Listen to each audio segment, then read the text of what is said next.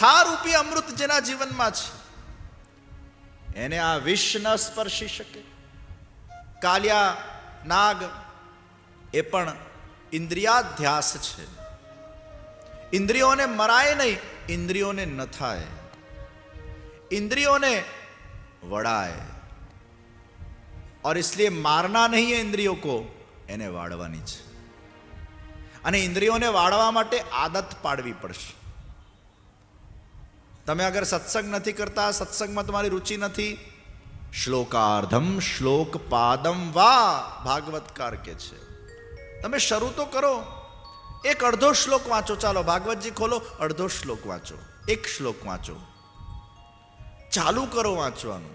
Biggest thing is to start and start.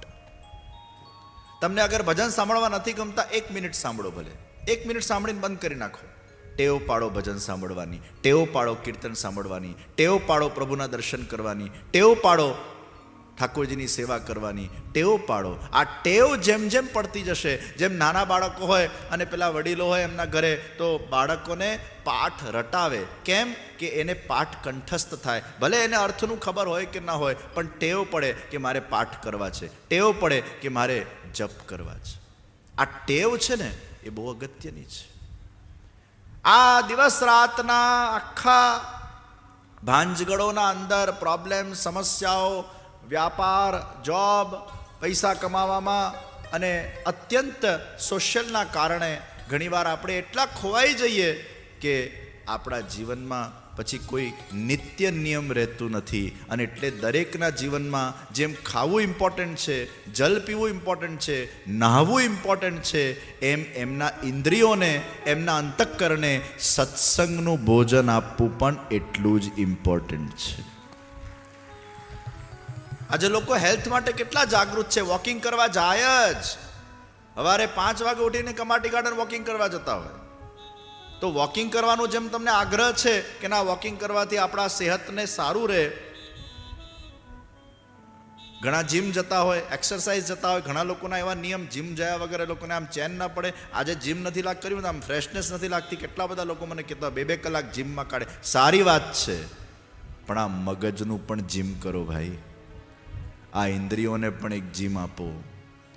ઇન્દ્રિયોને જો gym નહીં આપશો, અર્થાત ઇન્દ્રિયોને સત્સંગ કે ભક્તિ નહીં આપશો, તો શરીર કેટલું પણ તમારું તાકાતવર બનતું જશે, કેટલાય મોટા પહેલવાન બની જશો, કેટલા પણ ફિટ થઈ જશો, પણ મન ફિટ નહીં હોય તો શું કરશો?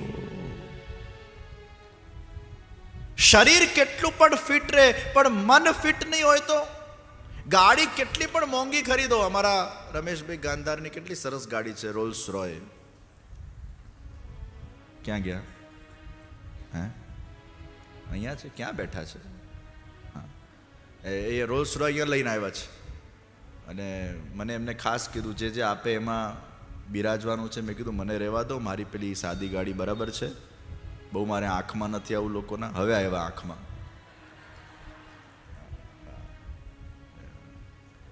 મને એમનો આગ્રહ કે ના આપામાં બિરાજો.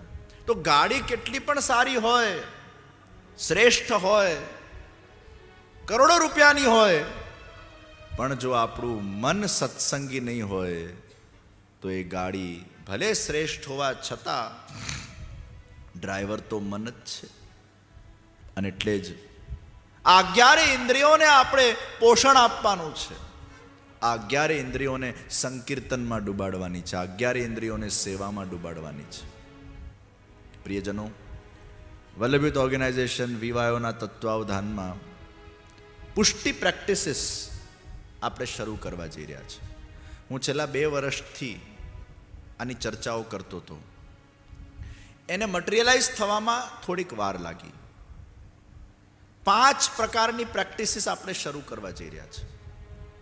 જે લોકોને ઠાકોરજીની સેવામાં રસ હોય તો એ લોકો પોતાના ઘરે ઠાકોરજીને કઈ રીતે સેવ્ય કરીને બિરાજમાન કરી શકે, એમનો આખો સેવા પ્રકારનું માર્ગદર્શન, એક માર્ગદર્શિકા આખી તૈયાર કરવામાં આવી છે. અને તમને આખું ગાઈડન્સ આપવામાં આવે કે કોઈને પોતાના ઘરે ઠાકોરજી પુષ્ટાવા છે તો એમના ઘરે ઠાકોરજીના ઝાંપીજી કેવા હોવા જોઈએ, સિંહાસન કેવું હોવું જોઈએ, ગાદીજી કેવા હોવા જોઈએ, શૈયાજી કેવા હોવા જોઈએ, કોઈ 1 રૂમના ઘરમાં, કોઈ 2 રૂમના ઘરમાં, કોઈ 3 રૂમના ઘરમાં, કોઈ મહેલના અંદર, કોઈ એકદમ નાની જગ્યાના અંદર. તો દરેક તમારા સિચ્યુએશન પ્રમાણે, તમારા યથાશક્તિ, તમારા ભાવ પ્રમાણે તમે એ ઠાકોરજીને કઈ રીતે ભાવપૂર્વક લાડ લડાવી શકો. કેમ કે ઠાકોરજી કંચનોના પણ છે અને ઠાકોરજી નિષ્કંચનોના પણ છે. કેવા પ્રકારના વસ્ત્ર, કેવા પ્રકારના શૃંગાર, ભલે ઇમિટેશન હોય, ભાવ સાચો હોવો જોઈએ. તમારા પાસે જે કંઈ પણ જેવી યથાશક્તિ અનુકૂળતા છે એ રીતે એક પ્રણાલિકાની પદ્ધતિ અનુસાર પ્રોપર તમને બધાને ગાઈડન્સ વિવાયોની એપના માધ્યમથી ઘેર બેઠા પ્રાપ્ત થઈ જાય એવું પહેલી વાર આપણે આયોજન કરવા જઈ રહ્યા છીએ. અત્યારે લોકો બધે આમ તેમ વલખા મારતા હોય, 10 જણાને પૂછે, 10 જાતની જુદી વાતો થાય. ઘણા લોકો ગભરાવી નાખે, અરે સેવાને તો ઘરે પધરાવાય જ નહીં, સેવા કરવું એટલે બહુ હાર્ડ, બહુ કઠિન, અપરાધ લાગી જાય, ભગવાન નારાજ થઈ જાય, આમ થઈ જાય, તેમ થઈ જાય, ભાગી જાય પેલો. પણ જેને ખરેખર સેવા કરવી છે એ ક્યાં જાય? તો જે સેવાનો જીવ છે સેવા જ કરશે. તો એમાં પ્રકાર આપ્યો આપણે કે શરૂઆતમાં અપુષ્ટ ઠાકોરજીની સેવા કરો, દર્શનીય સેવા, પણ સેટઅપ બરાબર કરો. તમારા ઘરે બધી પ્રોપર વસ્તુઓ હોવી જોઈએ અને એનું તમને અહીંયા ગાઈડન્સ આપવામાં આવશે. આપણે આખી કસ્ટમર કેર સર્વિસ ચાલુ કરવા જઈ રહ્યા છે કે કોઈ પણ વ્યક્તિને સેવાનું કંઈ પણ ગાઈડન્સ જોઈતું હોય એને આપણા વિવાયોની આ એપ્લિકેશનના માધ્યમથી, આ કસ્ટમર સર્વિસના માધ્યમથી એને બધું જ માર્ગદર્શન મળે. અને એટલે જ આપણે વિઠ્ઠલેશ સેવા સાગરનું શુભારંભ કરવામાં આવ્યું કે એમાં ટ્રેન્ડ લોકો દ્વારા પ્રોપર માર્ગદર્શન સાથે એમાં સાહિત્ય, શૃંગાર, વસ્ત્ર, ગાદીજી, ઝાંપીજી, ખનપાટ, ચોકી, જેટલું પણ સેવાનું આખું સાહિત્ય છે એ બધું જ એમાં ઉપલબ્ધ થાય. અને એના સાથે સાથે એમને માર્ગદર્શન પણ આપવામાં આવે કે સેવા કઈ રીતે કરવી. એપના અંદર વિડીયોઝ પણ આવશે, પ્રોપર તમને નોલેજ પણ આપવામાં આવશે.